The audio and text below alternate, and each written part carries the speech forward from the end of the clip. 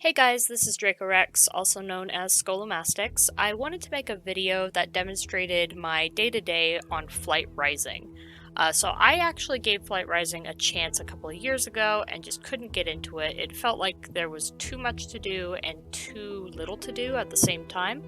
But I recently restarted. I've actually only been playing about a week and a half, and I've been having an absolute blast. And I've watched a couple of other videos like this, and most of them are a little old, so I wanted to make one that was kind of up to date with the current events on the site, and just give my general opinion on why you should do certain things every day and how you can maximize both a short play session and a long play session.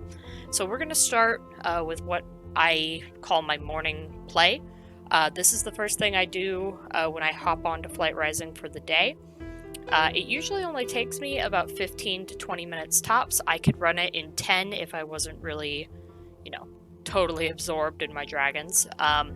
So I'm just going to run you through that first, and then afterwards I'll run you through my long day, which involves, maximizing my treasure income, grinding the Colliseum, the whole works.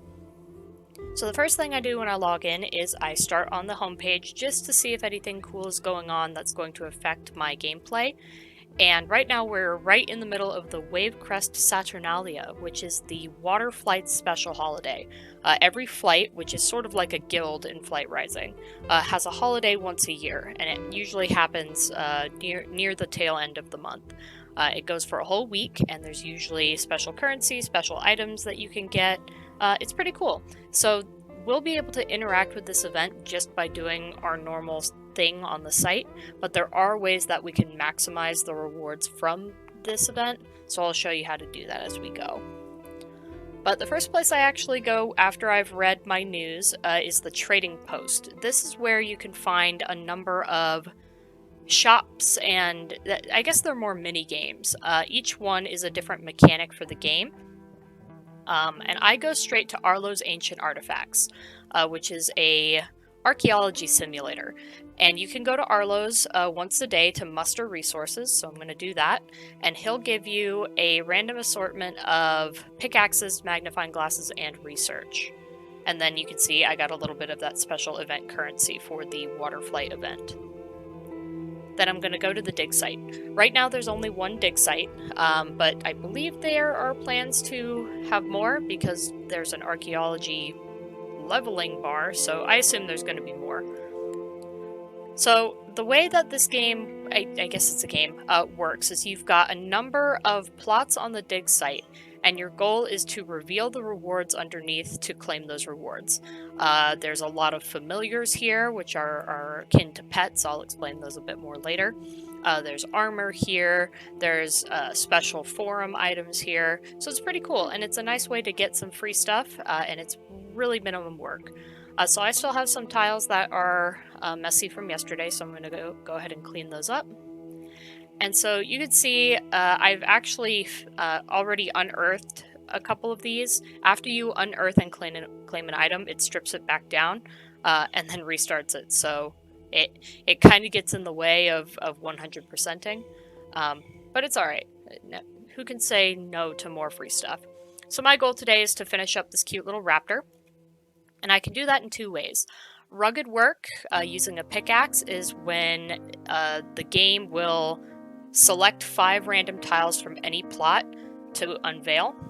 Precise work, you pick the plot and it unveils one of the squares there. So I'm going to use precise work on the raptor, and that'll only take 10 minutes. So the reason why I come to the trading post first is to get this started so that I can run maybe 2 of these during a play session. So that will go ahead and unveil that square for me in 10 minutes. Research are notes that you can give to other players to help them unveil more of their tiles. I don't have any friends that I know are trying to get specific items or anything, so instead of sending it to a specific friend, I just do the share with colleagues and I send it out to random people on my friends list. They may or may not use this. Every player has a different tactic to unveiling the items that they want specifically. I'm still pretty green to this, so I'm just trying to get anything right now. I haven't gotten most of these familiars. I haven't gotten any of the armor. So there's still cool stuff to get here. So that's my first stop, and then I go back to the trading post. Another mechanic in the game is Baldwin's Bubbling Brew. This is the crafting mechanic, and with Baldwin's you can transmute items into crafting materials, or you can craft new items using the materials you have gathered or produced. So I actually started producing a familiar this morning, and there's a lot of different recipes that you can use. You can create apparel items, you can create food items, you can create familiars, so it's pretty neat. And a good way to constantly be boosting your level is to just constantly be crafting or transmuting items. So I'm going to go ahead and collect my new little dude, and now my cauldron is available for crafting. I've been on the familiar kick, and like I said, I'll talk about familiars in a bit. But I want to try and create all the crafting familiars there are. So this is the next one I'm going to start working on. So I need blue goo and silver muck.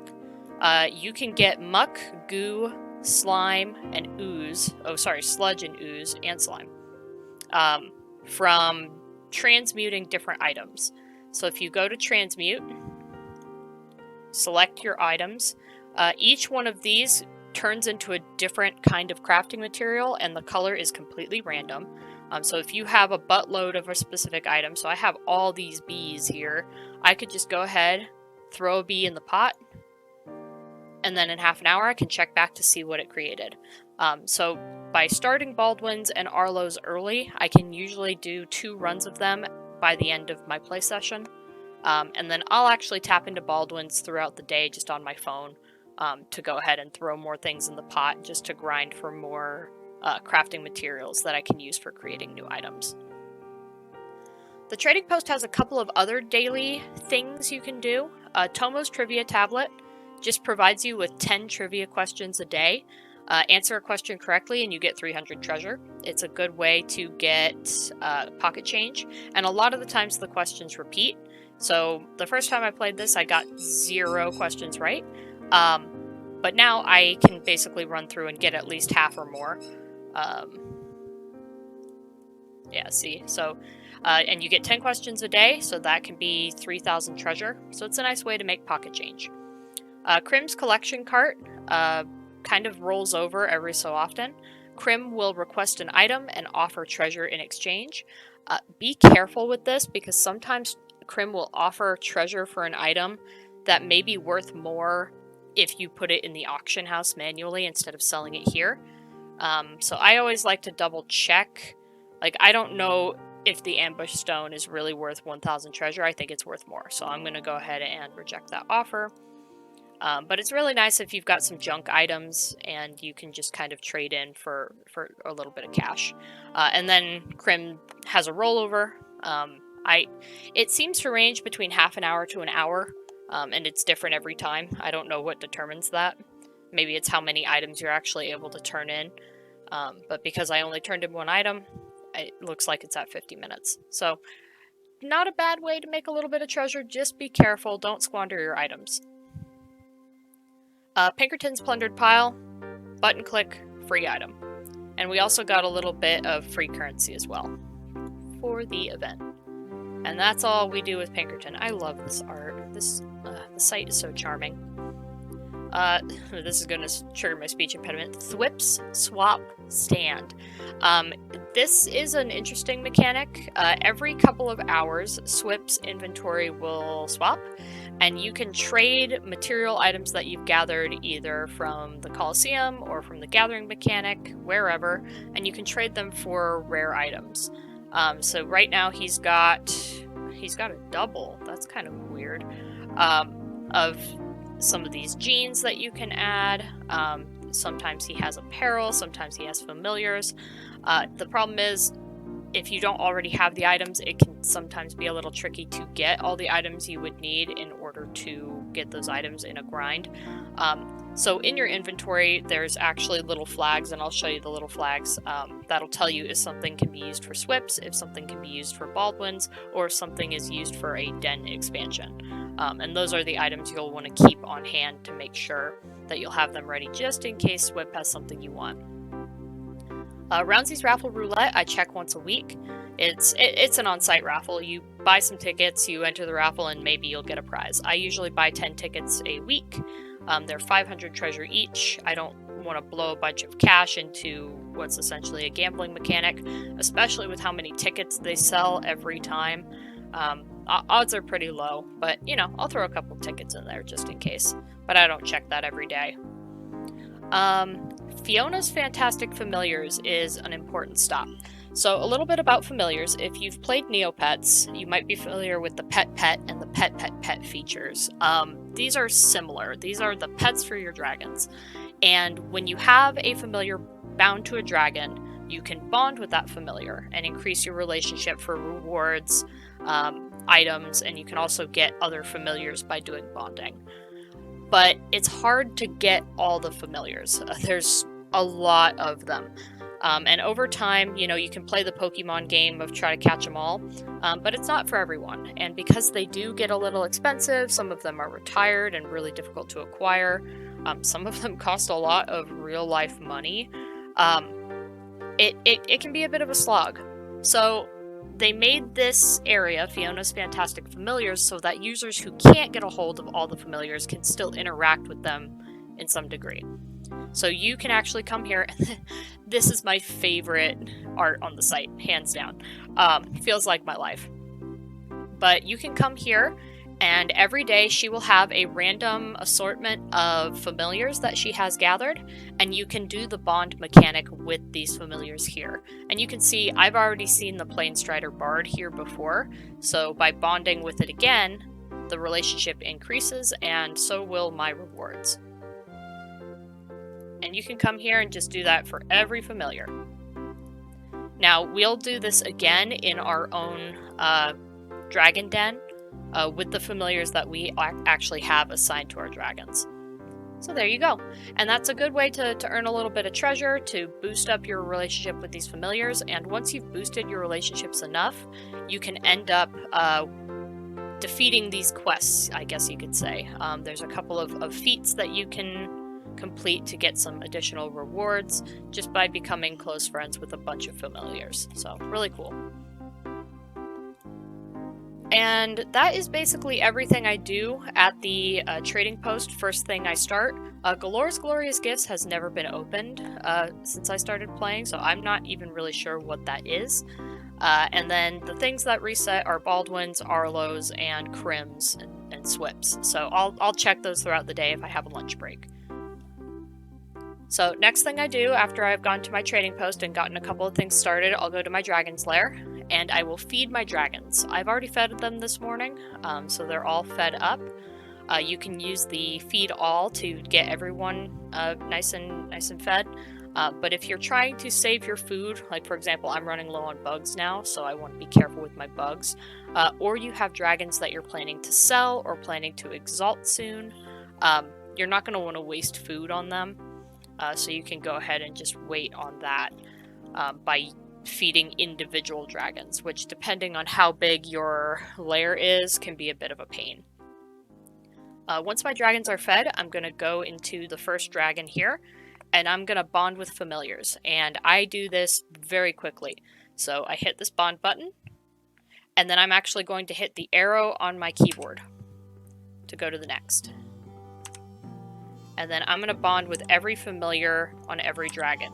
Every single one of my dragons, even dragons I don't plan on keeping, even dragons that are what we call fodder, which are dragons that exist to exalt, and I'll talk about exalting here in a minute, have a familiar, because it is just a good use of time and space to always have familiars assigned so that you can bond with them. You can't bond with familiars that are just sitting in your inventory, and you're basically missing out on free treasure, you're missing out on event currency, some of them will give chests or special items, so just give every single dragon a familiar. It's not hard, and it's a pretty easy mechanic to kind of keep up with your familiars. You can see how quickly, as long as my load times are good, this usually doesn't even take 5 minutes. It takes a minute and a half, 2 minutes. Now, the more dragons you have, the more familiars you have, obviously the longer this will take. But it's something that you don't want to miss, because because you never know what you're gonna get. This guy gives me the cute creepies. I don't know what I think of that. So this girl was just born this morning, so she doesn't have a familiar yet. She's stuck with shiny residue. And I think her sister is also newborn. Yeah, here we go. Get her one of those. You get a goat, and you get a goat. Alright, and that's it. All my familiars. Oop, maybe not. I forgot I have some new dragons from a purchase. Alright, so that's everybody. Nice and quick, nice and easy. Made some treasure. Now I'm friends with all my pets. The next step is the nesting grounds. You are not going to want to forget this. Every day you have to come in here and incubate your eggs. If you've got 2 dragons that are breeding, the only way to hatch the eggs is to come in and incubate them every day for 5 days. If you miss a day, that becomes 6 days. If you miss 2 days, 7 days. And you're kind of squandering your dragons, and you're kind of squandering your nest space. I currently have 4 nests. I can't remember what the cap is that you can get, but I don't ever waste nest space. So if I don't even have dragons that I'm ready to breed, I can go onto the forums and actually rent out my nest space to try and make a little bit of treasure. People will rent nests from other flights to try and get specific traits or specific eye colors. So that's one way that you can use your nests if you're not breeding. But typically you want to have dragons on your nests at all times, unless you're saving for a special project. It's just a good use of space. 5 days is not actually that long in the grand scheme of the universe, so making sure that you have dragons going is not a bad gig. Right now I don't have any breeding projects. I don't have any specific patterns or traits I'm breeding for. I'm basically breeding fodder. So I want as many dragons as I can get in as short a time as I can get them, so that I can train them and exalt them for my flight. And that's a longer play kind of situation, so I'll talk about that too. The last thing I do on a short play session is I go to the gathering mechanic. So this is how you're going to get food and certain items. Each of these different kinds of tasks gives you a different kind of item. Hunting gets you meat, fishing gets you fish, insect catching gets you bugs, foraging gets you grass, digging gets you artifacts and crafting materials, scavenging gets you items. Something to note, even though you do the fishing, hunting, insect catching, foraging to get food, I don't suggest immediately converting food items into food points. You'll see that when you finish the gathering, they'll end up as items in your hoard. I usually like to wait until I need a particular kind of food, or you end up with the situation that I've produced for myself with the plant food here. So when I first started, the first couple of days, every time I went gathering, I immediately converted all my food into food points. But I don't actually have that many dragons that eat grass. So now I just have all these plants that could have been transmuted into crafting materials, sold in the auction house, used for quests, and they're just gonna sit there now until I find plant-eating dragons I like, which is kind of a bummer. So just keep an eye on what you're converting, make sure that it's not something that you can use for something else, and make sure that you really need it. Now, because we're in the middle of the Wavecrest Saturnalia, we're actually going to perform all our gathering in the water locations. Each location is going to have different kinds of items that you can find.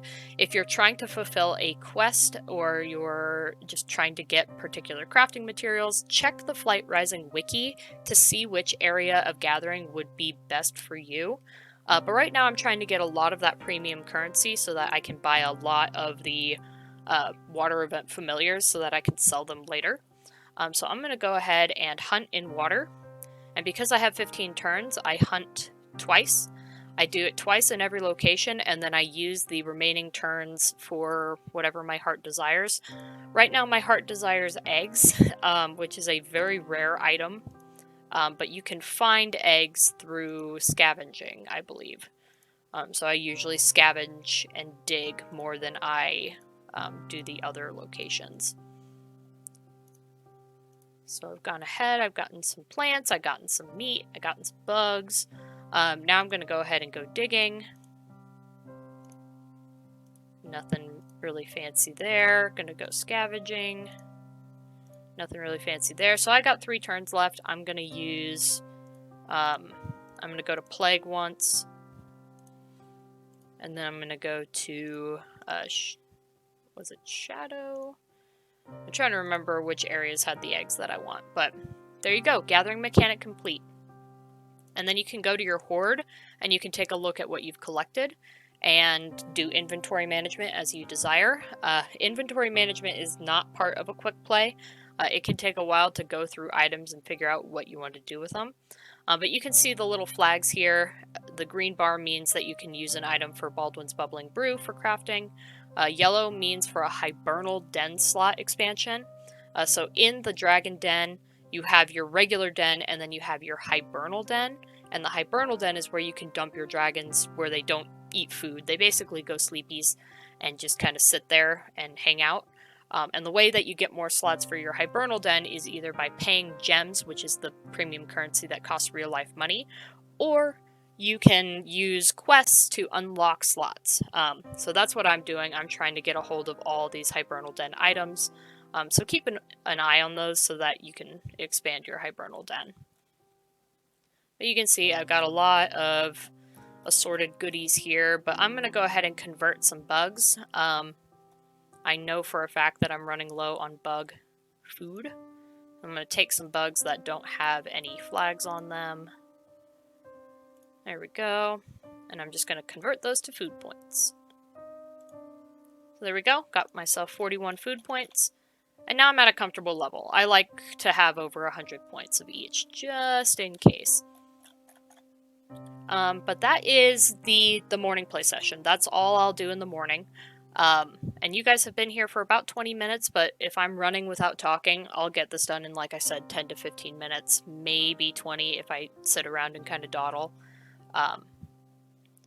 Now, to really maximize your Flight Rising experience, though, you're going to want to go deeper. The first way that you can do that is maxing your treasure at the Fairgrounds. The Fairgrounds are the mini-games of the Flight Rising world. There's a number of mini-games here. Everyone has their favorite mini-games. I like Runestones of the Arcanist. It's a matchy game. But you're going to hear this a lot, especially if you're active on the forums, that Glimmer and Gloom is the mini-game to go to. I can usually get the 75,000 treasure max that you are allowed to make in the Fairgrounds in about 10 to 15 minutes on Glimmer and Gloom. And I'll actually just do that throughout the day. I'll play a game of Glimmer and Gloom for about a minute before a work meeting or before lunch, just to get my treasure and go. I will post in the description the forum guide for solving Glimmer and Gloom very quickly, but I'll demonstrate it here really quick just so that you can see that it's very easy to win treasure on very hard. So this is a hexagonal mapping game, and these have existed for hundreds of years, which means there are formulas to solve them. And people have both coded formulas as well as handwritten formulas, and either one is pretty quick. So the first thing I'm going to do is I'm going to come in here and I decide that light is going to win, and then I'm going to eliminate all these shadow hexagons from the top over by pressing the bottom right hexagon of each shadow. So you can see, whoop, I'm starting to clear the board. It makes you feel a little confident, but you're going to start getting the hexagons on the edges that you can't do anything about. And you'll see what I'm going to do for those. So now I've got these hexagons on the edges. This is where I would use one of the solution formulas from the forum post about Glimmer and Gloom. So I'm going to go ahead and do that on my sticky note. That allows me to count which exact spots I need to click from here. Okay, so see how quick that was? I've got a bit of a muscle memory for it. The first couple times you'll do it, it'll be a little tricky, but don't worry, you'll catch on.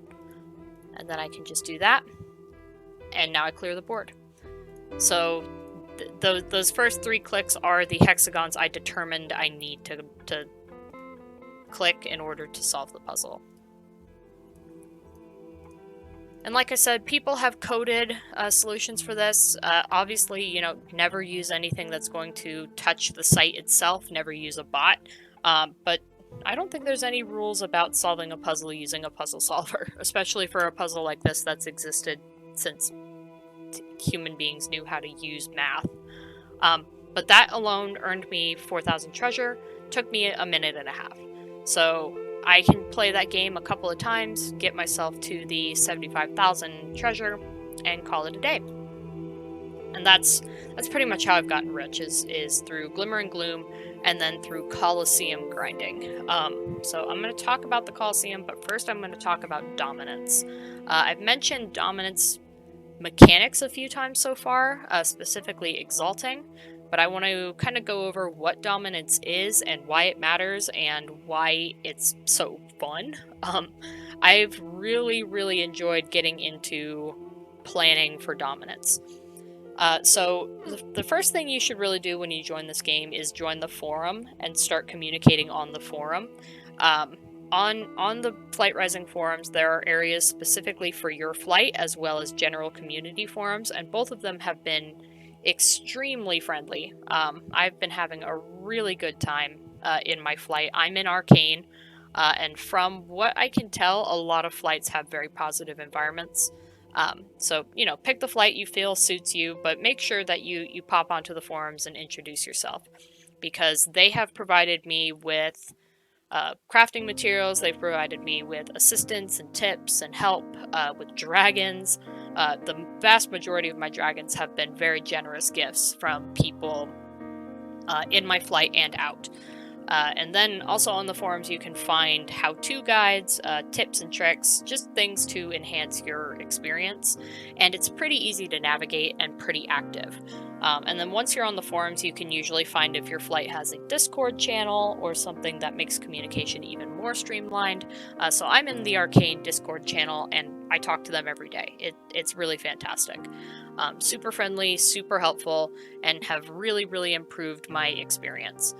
And by communicating with my flight, I have taken an interest in dominance, which is the weekly competition between different flights on Flight Rising. The way that you win is by exalting more dragons than your competition.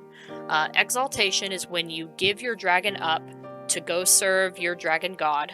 For Arcane, we have the Arcanist, our space daddy, and he will take those dragons and basically convert them into points. We're not exactly sure what the math is on the conversion, but it's kind of believed that each dragon is generally, a point, and then if those dragons are leveled up, they're worth more points. So if you have a level 7 dragon, conceptually, it's believed that that is worth 7 level 1 dragons. So they're worth more. Exalting means you give up the dragon entirely. You don't get it back. You don't get to watch it grow up. You don't get to watch it go to college. It belongs to the deity, but it contributes points for your flight for dominance. And when you are winning dominance, you get goodies. So each different first, second, third gets a goodie. And then every flight is here, including a flight that isn't a flight. The beast clans are basically, I believe, NPCs. These are the opposing forces of the world against the dragons. So they fight in dominance as well. And if they place, then nobody gets those goodies. So, cowabummer. But right now, Waterflight is dominating, and the reason that is happening is because it's their holiday, and it's kind of just a good sport movement across the site and a tradition where every time a holiday is happening, that flight gets to have dominance so that they get all the goodies for their holiday. I believe there's only one time on record where that wasn't the case, and then forever afterwards, we're all just super chill and nice about letting the celebrating flight have their goodies. Every flight has a different competitive level, so even though water gets to have the goodies right now, people are still kind of competing in here, and you'll see throughout the day that flights will go up and down, and some flights always kind of seem to be a little bit higher than other flights. Earth tends to compete pretty well. I don't want to declare that certain flights are better than other flights, but it's clear that competition varies between the flights because motivation varies between the flights. So I'm in Arcane. Arcane tends to rank pretty low on your average dominance, but we are very good at profit. So during dominance, different flights will compete at different times. Not every flight is trying to win every single week. So flights will do things called pushes, and a push is a planned operation where it's on the schedule, it's on the calendar to try to win dominance that week. So if a flight is pushing for dominance, they will be stashing all their dragons, waiting for the right time, and then the floodgates will open and they'll hope to win. Sometimes this is scheduled exclusively in the flight, so it might end up accidentally overlapping with another flight's dominance push. Other times this is scheduled directly with other flights. So we actually have, up and coming, a big showdown between the lightning flight and the wind flight, and they're going to go head to head and try to win dominance. And during that time, Arcane's goal is to sell dragons to lightning and wind in order to make treasure to buy more dragons for our own dominance pushes later on. So it's really cool, and there's a lot of good ways to make money during the dominance competitions. Exalting dragons gives you rewards. You get goodies just by doing that. You can also sell dragons to flights that are pushing, so keeping an eye on what flights are pushing when can help you maximize your profits when you're selling dragons that you have raised or hatched or leveled just for exaltation. And it's a good way to participate with your flight because it can get pretty intense, especially when you've got a 1v1 showdown between flights. It can get pretty brutal. Recently, Plague and Nature had their showdown, and those two flights actually have a lot of lore backing between their fight as well, and it came down to like the last couple hours where every dragon seemed to count.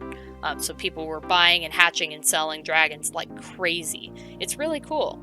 So it's worth getting into, it's worth checking out. Even if you don't plan on really getting super into it, there's still a lot of ways that you can help and contribute, and even just by exalting dragons that are clogging up your nest is a good way to help your flight, and just, holding off and waiting until a push to do that. Now, the reason I wanted to talk about dominance before talking about the Colliseum is because I mentioned levels. The Colliseum is where you level up dragons. It is people have described it as a Pokemon-esque battle sim. I think it's more like a classic RPG, or like if you've played the Digimon RPGs, the turn-based Digimon RPGs, it's more like that. But you go into the Colosseum with a trio of dragons, and you compete at varying levels at different stages. So I have a party right now composed of a level 25 dragon, which is a maxed out dragon, and then 2 other lower level dragons that I'm currently grinding up. When I'm prepping for dominance, I run this level 25 dragon with level 1 dragons to boost them to level 7. And the reason I'm able to do this is because of the generosity of my flight. Valtier, my level 25 Arcane Codal, is what's called a Mire Flyer. He is a special build made to help level fodder dragons up. He specifically flies them through one of the stages called the Mire and is able to get them XP very, very quickly. This was provided to me by my flight for a very reasonable price. I grinded for 100,000 treasure, which if you go to the auction house and try to buy a level 25 dragon that is outfitted in this way, it's going to cost way more than that. So this is an effort by the Arcane Flight to provide users with sweeper grinding dragons in order to help with dominance efforts. So I'm able to train fodder dragons up to level 7 very quickly, and then I can contribute those level 7 dragons by donating them to my flight, or I can exalt them or sell them and then donate that treasure or those points to my flight. So it was really, really cool effort. I can't imagine that other flights don't have similar programs. Arcane, like I said, is not the most competitive dominance flight, and even then they are making an effort to make sure that users can participate and trying to maximize their efforts there. So I'm almost positive that if you go to the forums for your flight, you can find a similar program. Even renting a level 25 dragon for a short period of time, just so that you can rack up levels on a couple of other dragons, vastly improves the Colliseum experience. The Colliseum is level locked in a way. It's very hard if you only have level 1 dragons to do anything but the training fields, and even then, it's a slog. When I first played the Colosseum, I was not having a good time, but once I got Valtyr, and now that I have a level 25 dragon who can help me build teams that I think are interesting or help me level up dragons I like to play with, it is so much better. And now I have a number of level 10 dragons that I can take into these varying stages and just have a good time. The Colosseum is a really good way to make treasure. It's a really good way to get items and familiars, and I like to grind it. So when I'm sitting bored watching a show or reading a book, I'll keep the Colosseum on my tablet, and I'll just keep on clicking, because I want as many goodies as I can possibly get for selling, for trading, or for bolstering my dragons. So, really cool. I'll have a link in the description of the build that is used on Valtyr. Like I said, it's called a Mire Flyer, but there's a number of other amazing builds to help you grind the Colosseum. And even though not every dragon's going to make it to level 25, it's a long task to get a dragon to level 25. You could still get a number of dragons to a reasonable level to enjoy the Colosseum. I think it's worth doing. Most of my treasure comes from the Colosseum at this point in time. So that is how I'm going to end up funding my dominance push work, and the dominance push work is how I'm going to fund my breeding projects when I finally figure out what I want to breed. So I spend more time in the Colosseum than really anywhere else. That and the forums. I really do strongly encourage you to spend time on the forums. There's a lot of great places here to get dragons, to get items, to get help, especially if you're a new player, to engage in your flight, to become a part of the community.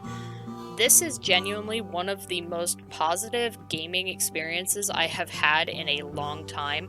I come from MMOs, I come from first-person shooters. I've played a lot of games where the communities are notoriously toxic, and it's a big habit of mine to not be loud, to not get involved just because I don't want to deal with people. I honestly have not met a single not nice person on Flight Rising thus far. I'm not saying everyone's going to be perfect or every flight is the same or everything is divine, but I really am enjoying the community and appreciating them, and they are providing me with a vastly improved gaming experience than I had in the past. So go to the forums, check them out. One of my favorites, besides my flight forums, which are right here, Raffles and Giveaways. There are people giving away dragons all day, every day in there. Super generous, super kind. Very few, strings attached. And it's given me the ability to just constantly be breeding cool dragons and seeing new things and experiencing the game. So I check the forums every day just to see what's going on. And if you got more time and you find yourself bored, here's the Witch Waystone. It's always floating here, haunting me on my screen, and it'll give you a list of daily activities to do if you haven't finished them, as well as notifications. And it'll also give you a couple of pages about some bigger site functions like designing skins, dominance, dress up, the entire auction house, which is a whole situation on its own. So there's a lot to do, but it's also not totally overwhelming. There's a lot that you can just kind of float through and enjoy. So give it a try. I say if you've tried Flight Rising before and didn't know what to do, try doing this daily run. See if it's enjoyable for you. Engage with your community. Try planning for dominance. Like that's what I'm in the middle of. I've got it on my little paper calendar on my desk. I'm ready to go. I have fully invested myself in dragon capitalism. I have pledged my life to the Space Daddy Arcanist. I have had the Arcanist for a day and a half, and if anything happened to him, I would exalt every dragon in this room and then myself. So go in swinging, have a good time, and good luck.